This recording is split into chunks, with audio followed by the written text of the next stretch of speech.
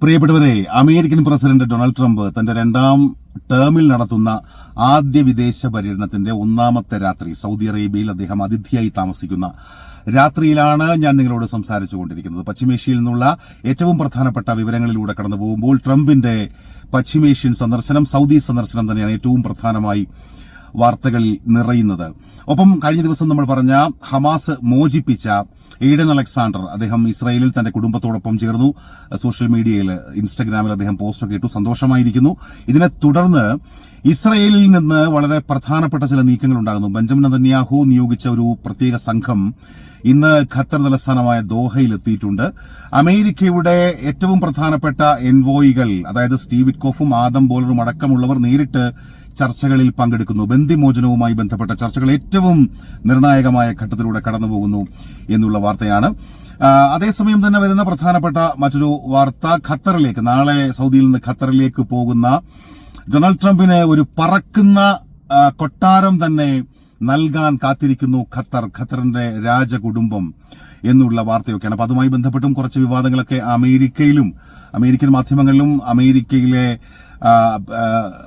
ഡെമോക്രാറ്റുകളുടെ പ്രതിപക്ഷ പാർട്ടികളുടെ ഭാഗത്തു നിന്ന് ഒക്കെയുള്ള വിമർശനങ്ങളൊക്കെ ഉണ്ടാകുന്നുണ്ട്. ഇപ്പോൾ ട്രംപിന്റെ സൗദി സന്ദർശനവുമായി ബന്ധപ്പെട്ട് ഇന്ന് ശരിക്കും അമേരിക്ക സൗദി ചർച്ചകൾ, ഏറ്റവും പ്രധാനമായി ആ ചർച്ചകൾ തന്നെയാണ് നടന്നത് എന്നാണ് നമുക്ക് വാർത്തകളിൽ നിന്ന് മനസ്സിലാകുന്നത്. അതിൽ തന്നെ രാവിലെ 9:50 അമേരിക്കയുടെ പ്രസിഡന്റ് ഡൊണാൾഡ് ട്രംപ് സൗദി അറേബ്യയുടെ തലസ്ഥാനമായ റിയാദിലെ കിങ് ഖാലിദ് വിമാനത്താവളത്തിന്റെ ആകാശത്തിലേക്ക് എത്തുന്നത്. അപ്പൊ ആകാശത്തിൽ എത്തുന്ന സമയം മുതൽ അദ്ദേഹത്തെ അനുഗമിക്കുന്നുണ്ട് സൗദി അറേബ്യയുടെ ഫൈറ്റർ ജെറ്റുകൾ, അതായത് F-15 ഫൈറ്റർ ജെറ്റുകൾ അദ്ദേഹത്തെ അനുഗമിച്ചുകൊണ്ട് അദ്ദേഹത്തിന് ഒരു രാജകീയമായ വരവേൽപ്പ് തന്നെ നൽകിയെന്ന് പറയാം.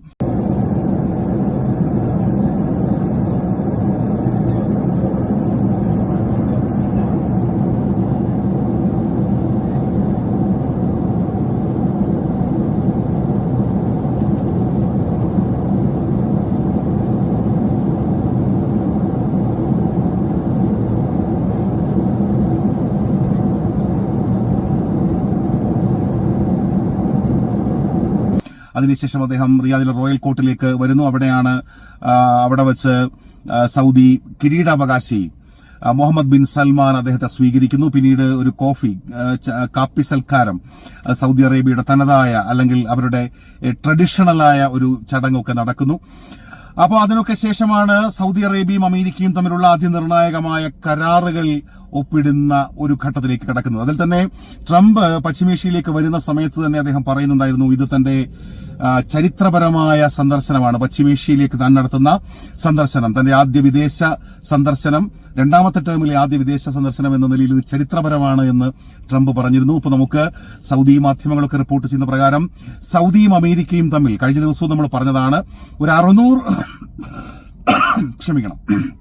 $600 ബില്യൺ നിക്ഷേപമാണ് വരുന്ന 4 വർഷം കൊണ്ട്. അതായത് ട്രംപിന്റെ ഈ ടേം തീരുന്നതിനുള്ളിൽ 600 ബില്യൺ, 60,000 കോടി ഡോളറിന്റെ ഈ അത്തരത്തിൽ നിക്ഷേപമാണ് സൗദി അറേബ്യ ഉദ്ദേശിക്കുന്നത് എന്ന് പറഞ്ഞിരുന്നു. പക്ഷെ അതിൽ നിന്നൊരു ക്ലാരിറ്റി വന്നിരിക്കുന്നത്, അതിൽ $142 ബില്യൺ സൗദി അറേബ്യ ചെലവഴിക്കുന്നത് അമേരിക്കയിൽ നിന്നുള്ള ആയുധങ്ങൾ വാങ്ങാനാണ്, അത്യന്താധുനിക ആയുധങ്ങൾ വാങ്ങാനാണ്.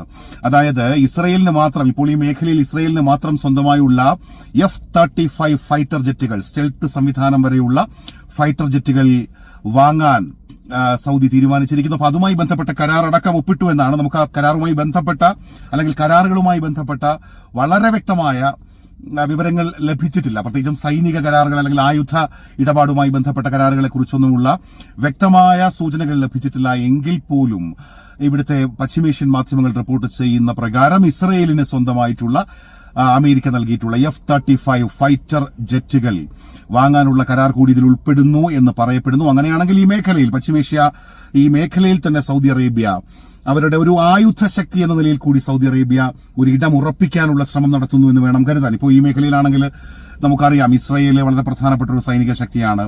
അതുപോലെ തുർക്കി, ഇറാൻ, ഈജിപ്റ്റ്.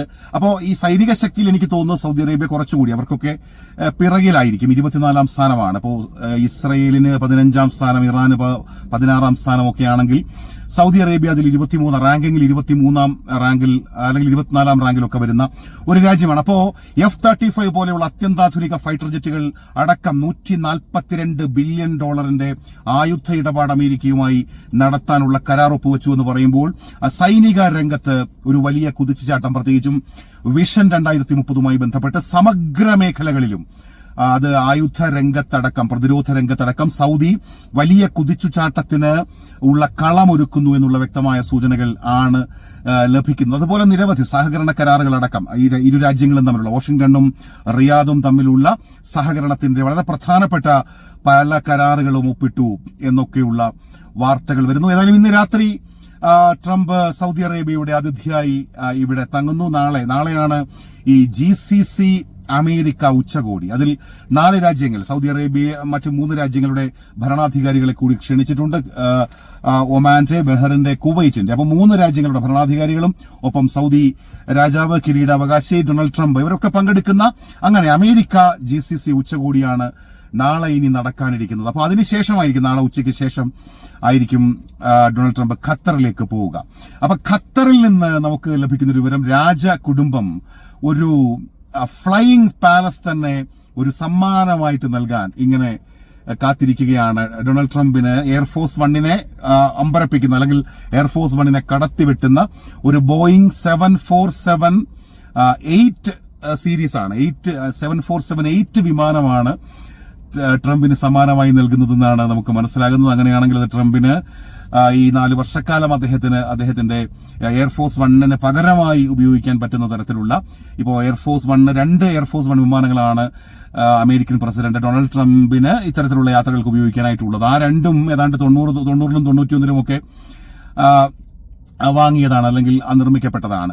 അപ്പോൾ അത് 10-35 വർഷം പഴക്കമുള്ള ആ വിമാനങ്ങൾക്ക് പകരമായിട്ടാണ് ഇപ്പോൾ ഒരു പറക്കുന്ന കൊട്ടാരം തന്നെ, ഒരു പാലസ് തന്നെ ഒരുക്കിയിരിക്കുന്നത് ഡൊണാൾഡ് ട്രംപിന് വേണ്ടി ഖത്തർ രാജകുടുംബം. അപ്പൊ ഇതുമായി ബന്ധപ്പെട്ട് അമേരിക്കയിലെ ഡെമോക്രാറ്റുകളൊക്കെ വലിയ വിമർശനങ്ങൾ ഉന്നയിക്കുന്നു എന്നാണ് പറയുന്നത്. കാരണം അത്തരത്തിലുള്ള വാർത്തകളാണ് വരുന്നത്. കാരണം ഈ അമേരിക്കൻ പ്രസിഡന്റിനെ സംബന്ധിച്ച് അവരുടെ ഭരണഘടനയുമായി ബന്ധപ്പെട്ട് തന്നെ ഭരണഘടന പറയുന്നത് അത്തരത്തിലുള്ള വിലപ്പെട്ട സമ്മാനങ്ങൾ മറ്റേതെങ്കിലും രാജ്യങ്ങളുടെ ഭരണാധികാരികളിൽ നിന്നും വാങ്ങുന്നതിന് നിയമപരമായി പല തടസ്സങ്ങളുമുണ്ട്. ആ കടമ്പകളൊന്നും മാനിക്കാതെയാണ്, അല്ലെങ്കിൽ ആ കടമ്പകളെ കുറിച്ചൊന്നും ആകുലപ്പെടാതെയാണ്. ഞാനൊരു മണ്ടനായിരിക്കുമെന്നാണ് ട്രംപ് തിങ്കളാഴ്ച ഇന്നലെ അദ്ദേഹം പറഞ്ഞത്. ഞാൻ ഗിഫ്റ്റ് വാങ്ങിച്ചില്ലെങ്കിൽ അത് ഞാനൊരു മണ്ടനായിരിക്കുമല്ലോ, അപ്പൊ ഞാൻ എന്തായാലും ആ ഗിഫ്റ്റ് വാങ്ങിക്കുമെന്നുള്ള നിലയിലാണ് ഇന്നലെ മാധ്യമപ്രവർത്തകരോട് ഡൊണാൾഡ് ട്രംപ് സംസാരിച്ചത്. അപ്പോൾ ഖത്തർ അതുമായി ബന്ധപ്പെട്ട് ഖത്തർ അങ്ങനെ ഒരു സമ്മാനം കൊടുക്കാനുള്ള തീരുമാനം ഏതാണ്ട് ആയിരിക്കുന്നു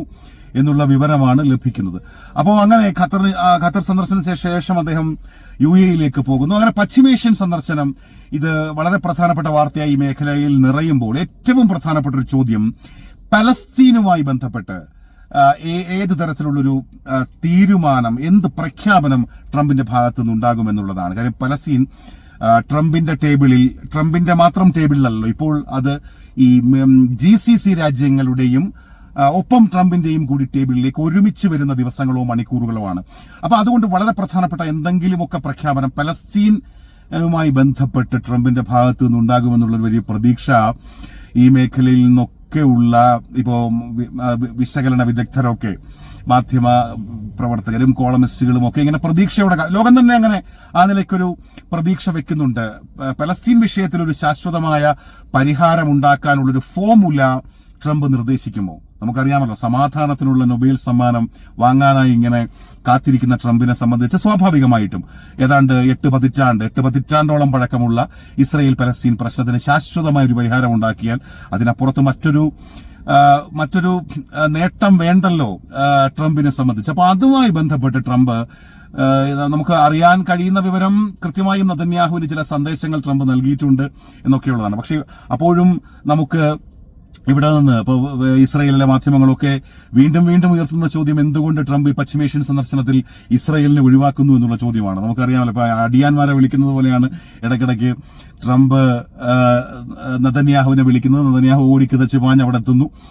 അവിടെ ചെല്ലുമ്പോഴത്തേക്ക് ഈ സത്യത്തിൽ നെതന്യാഹുവിനെ അപമാനിച്ചു വിടുന്നു. നിങ്ങൾക്ക് ഡോളറുകൾ ഓരോ വർഷവും അമേരിക്ക തരുന്നുണ്ടല്ലോ, അപ്പൊ അതൊക്കെ മതി, വേറെ കൂടുതലൊന്നും വേണ്ടെന്നൊക്കെ പറഞ്ഞിട്ട് നമ്മൾ ആ കഴിഞ്ഞ സന്ദർശനം നമുക്ക് ഓർമ്മയുണ്ട്. അതുപോലെ ആദ്യം ട്രംപ് അധികാരമേറ്റ ശേഷം നെതന്യാഹു പോയ ആ യാത്രയൊക്കെ നമുക്ക് ഓർമ്മയുണ്ട്. അപ്പോൾ അത്തരത്തിൽ ഒരു അടിയാളനെ വിളിക്കുന്നത് പോലെ ഇസ്രയേലിന്റെ ഭരണാധികാരി പ്രധാനമന്ത്രിയായ നെതന്യാഹുവിനെ വിളിക്കുകയും അങ്ങനെ ഒരു സമീപനം സ്വീകരിക്കുകയും ചെയ്യുന്ന ട്രംപ് പക്ഷേ പശ്ചിമേഷ്യയിലേക്ക് ഒരു അതിഥിയായി എത്തുന്നു. ഇവരുടെ ഈ രാജാക്കന്മാരുടെയൊക്കെ അല്ലെങ്കിൽ ഈ ഭരണകൂടങ്ങളുടെയൊക്കെ അതിഥിയായി എത്തുന്നു എന്നൊക്കെ ഉള്ളത് ഇസ്രയേലിൽ അവിടുത്തെ മാധ്യമങ്ങളെയൊക്കെ അല്ലെങ്കിൽ അവിടുത്തെ പ്രതിപക്ഷ പാർട്ടികളുടെ ഒക്കെ ഒരു കയ്യിലൊരു ആയുധമാണ്. കാരണം ഇദ്ദേഹം ഇസ്രയേലിനെ മൈൻഡ് ചെയ്യുന്നില്ല. കൃത്യമായിട്ട് നെതന്യാഹു എന്താണ് എന്ന് ട്രംപിന് ബോധ്യപ്പെട്ടിട്ടുണ്ട്. അദ്ദേഹത്തിന്റെ താല്പര്യങ്ങൾ മാത്രം രക്ഷിക്കാൻ വേണ്ടി അദ്ദേഹം ജനങ്ങളുടെ ജീവിതം, ബന്ധുക്കളുടെ ജീവിതമൊക്കെ കുരുതി കൊടുക്കുന്ന ഒരു ഭരണാധികാരിയാണെന്ന് ട്രംപിന് ബോധ്യപ്പെട്ടു എന്നൊക്കെയുള്ള നിലയിലുള്ള വിമർശനങ്ങളൊക്കെയാണ് സുഹൃത്തുക്കളെ കഴിഞ്ഞ മണിക്കൂറുകളിലൊക്കെ ഉയർന്നത്. അപ്പൊ അതുകൊണ്ടാണ് ഈ ട്രംപ് കൃത്യമായിട്ടും നെതന്യാഹുവിനൊരു സന്ദേശം കൊടുത്തതുകൊണ്ടായിരിക്കണം ഇന്ന് അടിയന്തരമായി തന്നെ ദോഹയിലേക്ക് ഒരു സംഘം പുറപ്പെട്ടിട്ടുള്ളത് ഈ ബന്ദിമോചനവുമായി ബന്ധപ്പെട്ടും വെടിനിർത്തലുമായി ബന്ധപ്പെട്ടുമുള്ള ചർച്ചകൾക്കായി. അപ്പോൾ ട്രംപിന്റെ സന്ദർശനവുമായി ബന്ധപ്പെട്ട് ഇനി ഖത്തറിലേക്ക് അദ്ദേഹം നാളെ എത്തുമ്പോൾ അതിനുശേഷം അവിടെ എന്തൊക്കെയാണ് നടക്കുന്നത് എന്ന് ഉള്ള കാര്യങ്ങൾ നമുക്കറിയണം. ഒപ്പം ഈ GCC അമേരിക്ക ഉച്ചകോടിയിൽ എന്തൊക്കെ തീരുമാനങ്ങൾ ഉണ്ടാകുന്നു, പ്രത്യേകിച്ചും പലസ്തീനുമായി ബന്ധപ്പെട്ട് എന്ത് പ്രഖ്യാപനം ഉണ്ടാകുന്നു എന്നൊക്കെ അറിയണം. ഇതിനൊക്കെ ചേർത്ത് നമുക്ക് പറയേണ്ടി വരുന്ന കാര്യമാണ് ഹമാസും അമേരിക്കയും തമ്മിൽ നേരിട്ട് നടത്തിയ ചർച്ചയുടെ ഒരു ബാക്കിയാണല്ലോ എയ്ഡൻ അലക്സാണ്ടർ എന്ന 22 വയസ്സുകാരൻ. ഇസ്രയേൽ സൈന്യത്തിന്റെ ഭാഗമായിരുന്നു, സൈനികനായിരുന്ന ആ ചെറുപ്പക്കാരൻ മോചിപ്പിക്കപ്പെട്ടു. ഇന്ന് അദ്ദേഹം ഒരു ഇൻസ്റ്റാഗ്രാം സ്റ്റോറിയൊക്കെ പോസ്റ്റ് ചെയ്തിട്ടുണ്ട്. അദ്ദേഹത്തിന്റെ സ്റ്റോറിയിൽ അദ്ദേഹം പറയുന്നത് സ്വീറ്റ് ഹോം സ്വീറ്റ് ഹോം എന്ന് പറഞ്ഞിട്ട് കയ്യിലൊരു ബിയറൊക്കെ നുണഞ്ഞുകൊണ്ടിരിക്കുന്ന ഒരു ചിത്രമൊക്കെയാണ് എയ്ഡൻ അലക്സാണ്ടർ തന്റെ വീട്ടിൽ നിന്ന്, ഇസ്രയേലിലെ തന്റെ വീട്ടിൽ നിന്ന് പോസ്റ്റ് ചെയ്തിരിക്കുന്നത്. അപ്പം നാളെ ഖത്തറിലേക്ക് ചിലപ്പോൾ എയ്ഡൻ അലക്സാണ്ടർ ക്ഷണിക്കപ്പെടുമെന്നൊരു സൂചനകളൊക്കെ ഇന്നലെ ഉണ്ടായിരുന്നു. പക്ഷെ ഇതുവരെ അങ്ങനെ ഒരു ക്ഷണം എയ്ഡൻ അലക്സാണ്ടറിന് കിട്ടിയിട്ടില്ല. ട്രംപിനെ നേരിട്ട് കാണാനുള്ളൊരു അവസരം എയ്ഡൻ അലക്സാണ്ടറിന് ഉണ്ടാകുമെന്ന നിലയിലുള്ള വാർത്തകളൊക്കെ ഉണ്ടായിരുന്നു. പക്ഷെ ഇതുവരെ അതുമായി ബന്ധപ്പെട്ട കാര്യങ്ങളൊന്നും സ്ഥിരീകരിച്ചിട്ടില്ല. അപ്പോൾ ഏറ്റവും ചുരുക്കി കാര്യങ്ങൾ പറയുകയാണെങ്കിൽ ഇതൊക്കെയാണ് പശ്ചിമേഷ്യയിൽ നിന്നുള്ള ഏറ്റവും പ്രധാനപ്പെട്ട വിവരങ്ങൾ. അതേസമയം തന്നെ ഗസയിലേക്ക് പോകുമ്പോൾ നമുക്കറിയാം ഗസയിൽ നിരന്തരമായി ഇസ്രയേൽ ആക്രമണം നടത്തിക്കൊണ്ടിരിക്കുക തന്നെയാണ്. അവിടെ നിന്ന് ഗസയിൽ മാത്രമല്ല വെസ്റ്റ് ബാങ്കിൽ നിന്നും സുഖകരമായ വാർത്തകളൊന്നുമല്ല വരുന്നത്. അവിടെയും ആക്രമണങ്ങൾ ഉണ്ടാകുന്നു, നിരവധി പേർക്ക് പരിക്കേൽക്കുന്നു, അങ്ങനെയൊക്കെയുള്ള വാർത്തകൾ അവിടെ നിന്നൊക്കെ റിപ്പോർട്ട് ചെയ്യുന്നു. ഞാൻ വിശദാംശങ്ങളിലേക്ക് പോകുന്നില്ല. ഏതായാലും ഈ പശ്ചിമേഷ്യൻ സംഘർഷം ഏറ്റവും പ്രധാനമായി വിട്ടുപോയ ഒരു കാര്യം, ഈജിപ്ഷ്യൻ പ്രസിഡന്റ് അഹമ്മദ് അൽ ഷാറയെ നാളെ സൗദി അറേബ്യയിൽ വെച്ച് ട്രംപ് കാണുന്നുണ്ട് എന്നൊരു കാര്യം കൂടിയുണ്ട്. അപ്പോൾ സിറിയൻ പ്രസിഡന്റ് അഹമ്മദ് അൽ ഷാറയെ ട്രംപ് നാളെ കാണുന്നു. അപ്പോൾ അത് പ്രധാനപ്പെട്ട ഒരു മൂവ്മെന്റ് ആണ്, അല്ലെങ്കിൽ പ്രധാനപ്പെട്ട ഒരു മുഹൂർത്തം തന്നെയായിരിക്കും. അപ്പോൾ അതുമായി ബന്ധപ്പെട്ട് ഇപ്പോൾ ഷാറയെ കാണാനുള്ള ട്രംപിന്റെ ഒരു മനസ്സ്, അല്ലെങ്കിൽ ട്രംപ് അങ്ങനെ ഒരു ഷാറയെ കാണാൻ സമ്മതിക്കുന്നു എന്നുള്ളത് പ്രധാനപ്പെട്ട ഒരു കാര്യമാണ്. അപ്പോൾ ഇതിന്റെ ഒരു റിസൾട്ട് നമുക്കിനി വരുന്ന മണിക്കൂറുകളിലാണ് അറിയാൻ കഴിയുക. എന്തൊക്കെയാണ് ഈ പ്രഖ്യാപനങ്ങളായി വരിക, സംയുക്ത വാർത്താ സമ്മേളനം ഉണ്ടാകുമോ, അല്ലെങ്കിൽ ഈ ഭരണാധികാരികളുടെ ഒക്കെ ഒരു സംയുക്തമായ ചില പ്രസ്താവനകൾ ഉണ്ടാകുമോ എന്നൊക്കെ അറിയണം. ഏതായാലും ഇതൊക്കെയാണ് ഈ രാത്രിയിൽ ഏറ്റവും പ്രധാനമായി പശ്ചിമേഷ്യയിൽ നിന്ന് പറയേണ്ടി വരുന്ന വാർത്തകൾ. ഇവിടെ നിന്നുള്ള മാധ്യമങ്ങളൊക്കെ പറയുന്നത് 92 വർഷത്തെ ബന്ധമാണ് അമേരിക്കയും സൗദി അറേബ്യയും തമ്മിലുള്ള ബന്ധം. ആ ബന്ധത്തിന്റെ ഊഷ്മളത കൂടുതൽ വർദ്ധിപ്പിക്കുന്ന തരത്തിലുള്ള ചർച്ചകളും ആ നിലയ്ക്കുള്ള ഒരു സ്വീകരണവും തന്നെ അമേരിക്കൻ പ്രസിഡന്റ് ഡൊണാൾഡ് ട്രംപിന് സൗദി അറേബ്യ നൽകിക്കഴിഞ്ഞു. അദ്ദേഹം സൗദി അറേബ്യയുടെ അതിഥിയായി സൗദി അറേബ്യയുടെ തലസ്ഥാനമായ റിയാദിൽ തുടരുന്ന രാത്രിയിൽ കൂടുതൽ അപ്ഡേറ്റുകളുമായി വീണ്ടും പ്രിയപ്പെട്ട സുഹൃത്തുക്കൾക്കൊപ്പം ചേരാം.